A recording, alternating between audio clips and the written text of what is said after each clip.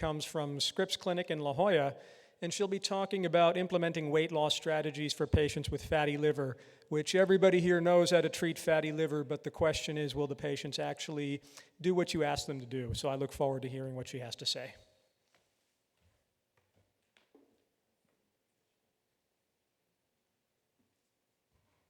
Good morning, everybody.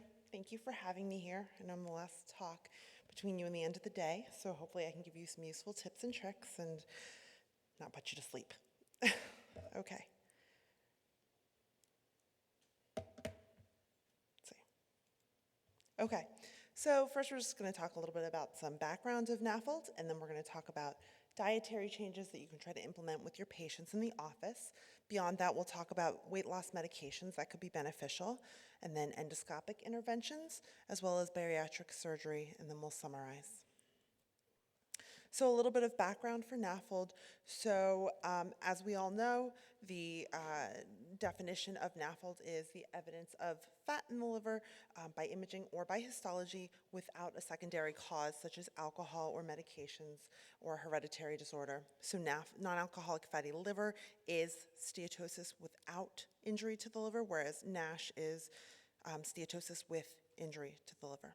Okay, so the prevalence of NASH in the U.S. is estimated to be somewhere around 3 to 4%, and there are a lot of corresponding comorbid conditions, the most common of which is obesity at 82%, and that's why it's so important that we address obesity in our NASH patients. As you can see, obesity is an epidemic within the United States. In 2020, it was shown that the BMI, having BMI over 30 was anywhere between 30 and 50% across the United States. And BMIs over 35 were seen in anywhere between 5 and 20%, so it really is a big issue. Thankfully not quite as bad here in Southern California, but still an issue that we have to all address, okay? What we've seen from 2015, even advancing to 2030, is that the number of total patients with non-alcoholic fatty liver disease is rising, but in addition to that, those with more advanced liver disease, with more severe fibrosis, so F3 and F4 fibrosis is increasing and is predicted to continue to increase through 2030. In addition to that, we're also seeing a rise in decompensated cirrhosis, liver-related deaths, and to a lesser degree, but still important, hepatocellular carcinoma. So now we know that of those who have hepatic steatosis, approximately 30% will go on to develop NASH, of which 15 to 25% will go on to develop cirrhosis. The good news is that if you do intervene earlier, there can be reversal of inflammation and damage, so it's important to try to address things early and treat disease as soon as identified. If left untreated, it's estimated that fibrosis progresses at approximately one stage every 7 years. However, there is a small subset of patients that will progress to cirrhosis within 10 years, so we do have to be mindful of that.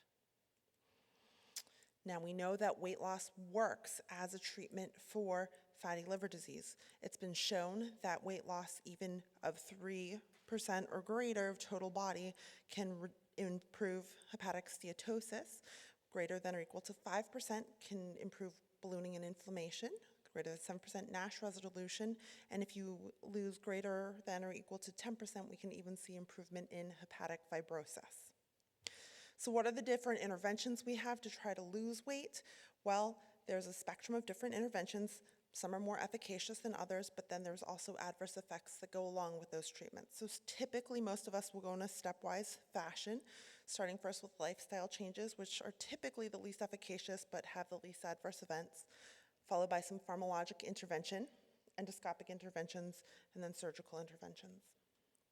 So talking first about dietary interventions, so it has been recommended that a calorie deficit of approximately 500 calories per day is best to treat those with fatty liver disease.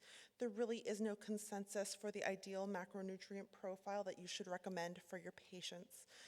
In talking to lots of obesity medicine professionals, as well as dietitians and other gastroenterologists and hepatologists, really the goal is to work with your patients, work with their dietary preferences, and figure out what they are able to comply with and recommend a diet based on that, okay? Lower carbohydrate and higher protein diets are associated with some metabolic benefits independent of weight loss, so that is often a good diet to recommend, and an easy intervention is just to tell people to start by cutting back on their carbohydrate intake, maybe monitoring their portions. So with each meal, telling them, you can only have one slice of bread, or measure out a half a cup of rice cooked, put that on your plate, that's all you can have, that type of intervention. The Mediterranean diet is the one most commonly recommended in the treatment of NAFLD and NASH. It has been shown to improve steatosis in several studies independent of calorie restriction.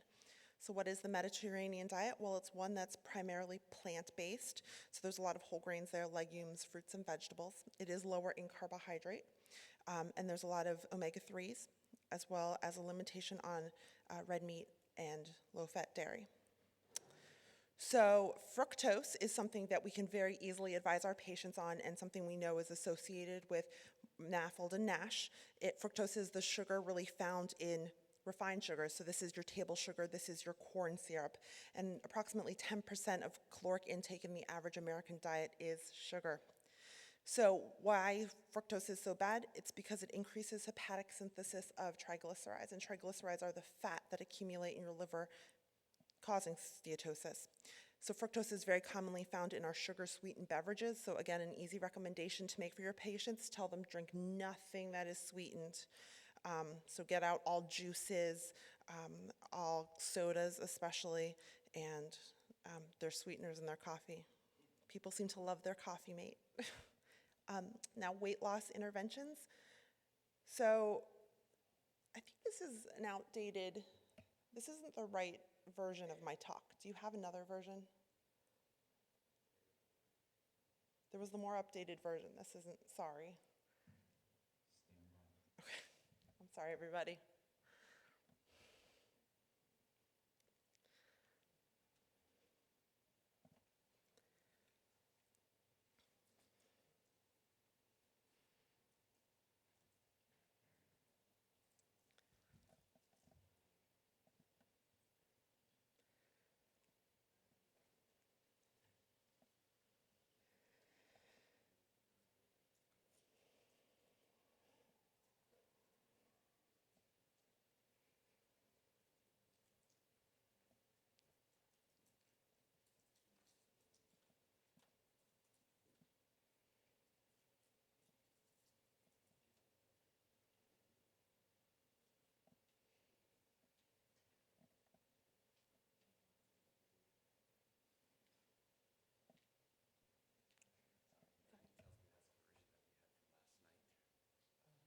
That's incorrect. Oh, sorry. Okay.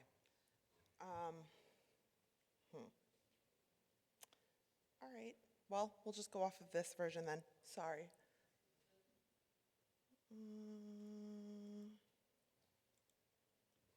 It's not moving forward. Oh, yes.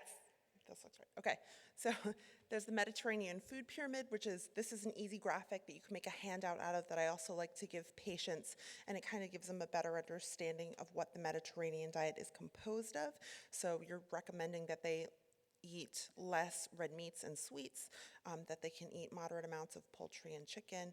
Eating more fish and seafood is recommended, and as we mentioned, a lot of vegetables and fruits. Okay.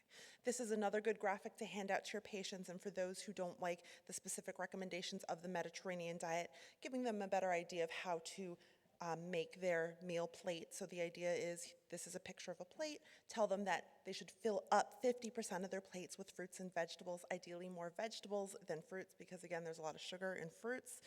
25% should be some sort of fiber-rich carbohydrate, and then the last 25% should be a protein-rich food, and ideally less of the red meats.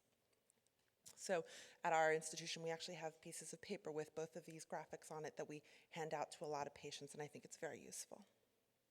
Okay, so in those who just want to go by strict numbers and like calorie restrictions, what you can do is try to calculate their daily caloric needs. So our daily energy expenditure is the basal metabolic rate in addition to the thermic effect of foods as well as physical activities at baseline. Now there's a lot of other factors that can influence our daily energy expenditure, including how old you are, your body composition, the medications you're taking, and any sorts of diseases you have. But the lowest energy expenditure for a person per day is the basal metabolic rate, which can be calculated using these formulas here, or you just go online.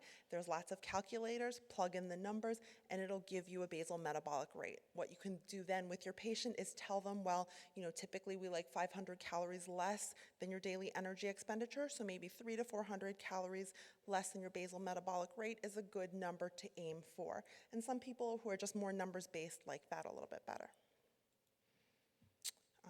Sorry, this is a little out of order now. So we talked about fructose.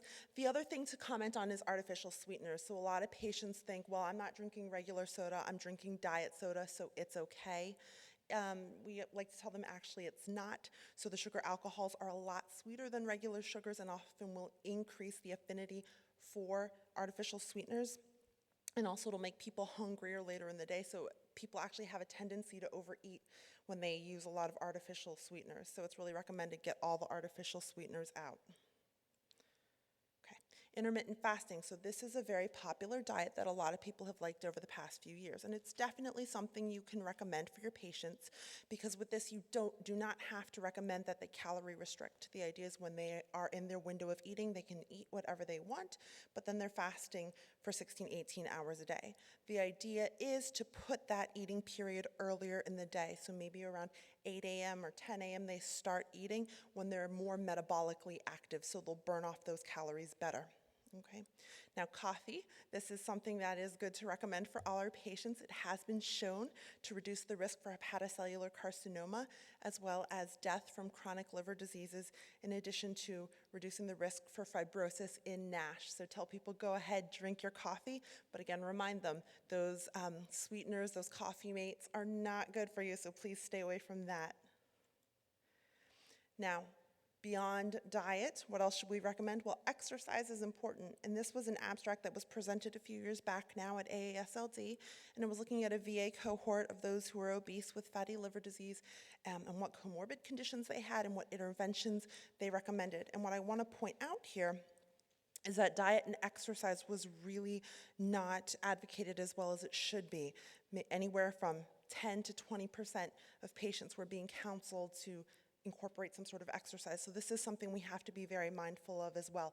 It's not just diet alone, it's diet and exercise.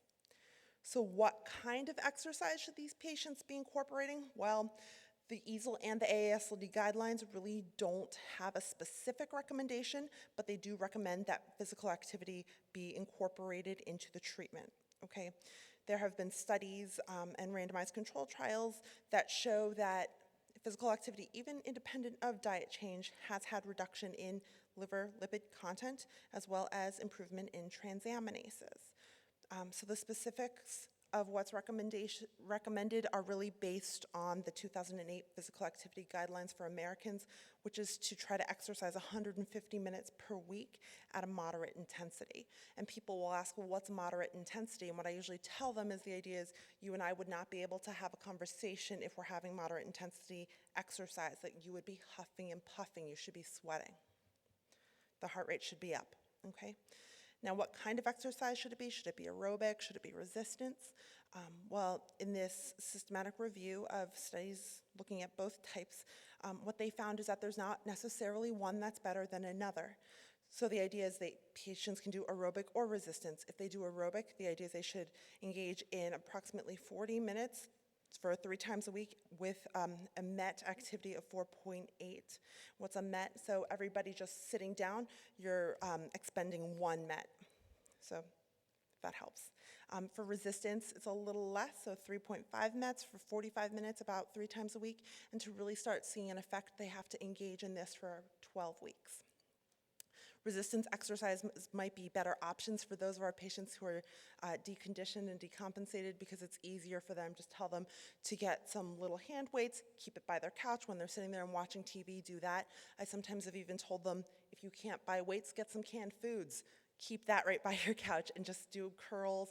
They can even do leg lifts while they're there, and that can be helpful. Resistance bands are a really inexpensive, cheap way to do resistance exercises that patients can also engage in at home. Okay, so switching gears. So when the lifestyle interventions alone are not enough, what else can we do? Well, we can talk about different medications. So when are pharmacologic interventions indicated? So in those with a BMI greater of 30 or with a BMI greater than or equal to 27 with one or more medical comorbidities. The idea is also it can help prevent weight gain after a device is removed. So say somebody has an endoscopic balloon and is starting to regain weight after that's removed, you can consider medications. Medications can also be used in those who have not achieved targeted weight loss with endoscopic intervention or with bariatric surgery. And again, those who have regained weight after other interventions. So before you talk about starting a new medication to help weight loss, it's important to look over your patient's medication lists and make sure that they are not on any medications that are causing them to gain more weight. And this is where sometimes a conversation with the patient's primary care doctor or their neurologist or their psychologist can really come in handy. Okay, so for cardiovascular disease and as hepatologists, we love our beta blockers, but those can definitely cause some weight gain. Also, calcium channel blockers can cause some weight gain. So maybe talking to your patients about potential alternatives such as HCTZ or ACE inhibitors. Steroids, we know all cause weight gain, and we've seen it time and time again. Antidepressants, so the tricyclics, paroxetine, venlafaxine. The issue is antipsychotics, atypical antipsychotics. Pretty much every single one of them will cause weight gain. Some of them are less likely to, so oftentimes you can talk to the psychiatrist and see if maybe one of those would be better for your patient, but this is sometimes a difficult thing to navigate with patients who really need those medications. And also anticonvulsants, as we discussed. So what are some of the medications that are approved for the treatment of obesity? Well, we currently have 5 medications that are approved for long-term use. Orlistat is listed first. This one is really not used that much because patient tolerance is not so good. So this is one that you'll probably see used the least. Interesting, lorcaserin, which is listed second, was removed from the market in February of 2020 because there was an increase in cancers. So that one's no longer available to us. So Qsymia and Contrave are probably the most commonly seen. A lot of times people end up getting these medications prescribed to them as the generics and separately because it's more affordable to prescribe it that way. And then liraglutide is another good long-term medication. This one, oftentimes there's issues with insurance coverage. So some people who can afford it will pay out of pocket, or it can require appeals to insurance companies. Phentermine is one that is only approved for short-term use, but there have been studies that show that long-term it is beneficial, and even intermittent long-term use can be beneficial. So some people stay on it for a few months, come off, and go back on it. Now, just in the past couple weeks, we've actually had the approval of a new weight loss medication, and this is semaglutide. So I think this happened just after DDW, and this is another GLP-1 receptor agonist, and it has been approved for long-term use for the treatment of obesity. Now, how effective are these medications? Well, semaglutide has shown that at a year, over 80% have had more than a 5% total body weight loss, which is amazing. That's wonderful. Phentermine and topiramate, you're seeing a little bit above 60% at the low dose and at the higher doses. Naltrexone and bupropion were more at the 30 to 40% mark. Liraglutide, again, up at 60. Orlistat also does pretty well, a little bit over 60, but again, a lot of times patients discontinue it because of tolerance. Recently, there was an article published in the New England Journal regarding the study of semaglutide in NASH patients. So it has, as we all know, it's been shown to improve weight loss and to treat diabetes. So they studied it for the treatment of NASH. This was a randomized, double-blind, placebo-controlled trial for 72 weeks of treatment, and then they followed patients for 7 weeks after. They included adults with and without diabetes, all of whom had a BMI greater than 25. Their primary endpoint was the resolution of NASH with no worsening in fibrosis, and their secondary endpoint was the improvement of at least one stage of fibrosis with no worsening of NASH. And what you can see here is they did meet that primary endpoint, so they did show that the higher dose of semaglutide as compared to placebo did show a resolution of NASH with no worsening of liver fibrosis. However, they failed to meet their secondary endpoint, showing that there was no significant improvement in fibrosis without a worsening in NASH stage as compared to placebo. So if you're going to consider starting a medication for patients, which one should you start? Well, look at your patient's other medical conditions, see if there's one medication that can treat both. So if the patient's also diabetic, oftentimes choosing liraglutide or semaglutide is very beneficial. For those with depression, naltrexone and bupropion can be a great medication, and those who have headache issues, phentermine and topiramate is a good option. Now, one thing to discuss with the patients is that typically they have to remain on this long term, and we're talking years, because the issue is when patients oftentimes come off of it, they have rebound weight gain. So it's a discussion to have with these patients. Also, as I mentioned before, cost can be an issue. Oftentimes prescribing the medications that are combinations separately can help with cost, but even then, some people find it cost prohibitive. Okay, and then one other thing to be mindful of is contraindications. So both orlistat and phentermine and topiramate, as well as naltrexone and bupropion, you cannot use in pregnant patients, so something to be mindful of. Orlistat you can't use with chronic malabsorption issues. Phentermine and topiramate, you have to be worried about cardiovascular disease. Okay, so these are just some of the other contraindications to be mindful of. Now, if medications are not appealing to your patient or they're not working, well, what else can we do? So there's also endoscopic intervention. So the AGA recently released a clinical practice guideline for the placement of intragastric balloons for the management of obesity. And what they note is that only 1.1% of eligible obese people actually undergo bariatric surgery. So they recommend that in obese individuals seeking weight loss intervention, they suggest that the use of intragastric balloons be performed in conjunction with lifestyle modifications as opposed to just lifestyle modifications alone. So there are numerous different intragastric balloons. The two that are available in the United States are the Orbera and the Obalon. The Reshape was voluntarily withdrawn a few years back. Orbera is a fluid-filled balloon and Obalon is an air-filled balloon. So here is a comparison of different trials looking at response in terms of liver disease with these balloons, and what they noted in all of these studies, as you can see here, is that patients had improvement in their transaminases. Two studies here did look at histology, and they noted improvements in NAFLD activity. So these balloons are something that can be very useful for our patients. If we look at the different balloons and their percentage total body weight loss between 6 and 12 months, again, we're paying more attention to the Orbera and the Obalon. So Orbera, we're getting approximately 10% here. And Obalon, we're seeing somewhere about 6 or 7% there, okay? Now, in terms of NASH, so there was a recent study released called the Intragastric Balloon Placement Induces Significant Metabolic and Histologic Improvements in Patients with NASH. And they looked at 21 patients with early hepatic fibrosis, and they measured, they used, MRE elastography, as well as endoscopic ultrasound-guided liver biopsies at the time of balloon placement and removal to gauge patients' response. And their primary outcome measures were change in liver histology, including the NAFLD activity score and fibrosis.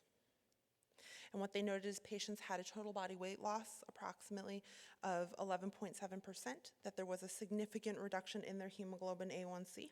Their waist circumferences decreased as well, and that 90% had an improvement in their NAS activity score. The mean decrease was by 3 points, which is significant. 80% had an improvement of 2 points or more. And actually 65% had complete resolution in steatohepatitis, which is great. Fibrosis improved by 1.17 stages in 15%, and fibrosis, as detected by MR elastography, improved by approximately 1.5 points in 50% of our patients. The most common side effects that patients complained of were procedural pain only in 5% of patients, and they really had no severe adverse events. So it is recommended that this can be considered in our patients. Now, in terms of which balloon to use, whether the fluid-filled or the air-filled, apparently the fluid-filled ones cause more side effects, but they have better weight loss profiles. The air-filled ones are typically better tolerated, but have less weight loss. So it's something to discuss with patients. The other issue with these balloons is that a lot of times they are not covered by insurance. So patients will typically have to pay out of pocket to get these placed. What other endoscopic potentials do we have? Well, there is gastroplasty. And in a study of gastroplasty in obese patients, what was shown is that they have significant total body weight loss. So at 3 months, they had about 13.9%, and up to 9 months, about 17.5%. So it continued to improve. Those achieving over 10% total body weight loss, so to really see improvement in hepatic fibrosis, they actually had 91% at 9 months. This is very significant. There really were no serious adverse events that were reported, so adverse events are thought to be less in these gastroplasties as even compared to the balloons. And it was also noted that transaminases improved from baseline, and there was improvement in steatosis. Also, patients had improvement in their quality of life, which is important. Okay, this is another study looking again at gastroplasty, and we can see that patients had improvement here in fibrosis scores.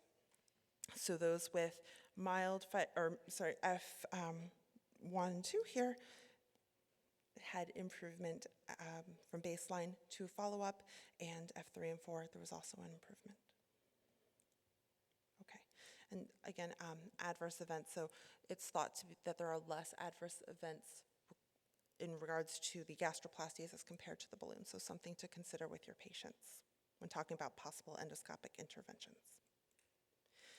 And then surgical interventions. So the AASLD guidelines really do not recommend that bariatric surgery be performed for the treatment of NASH alone.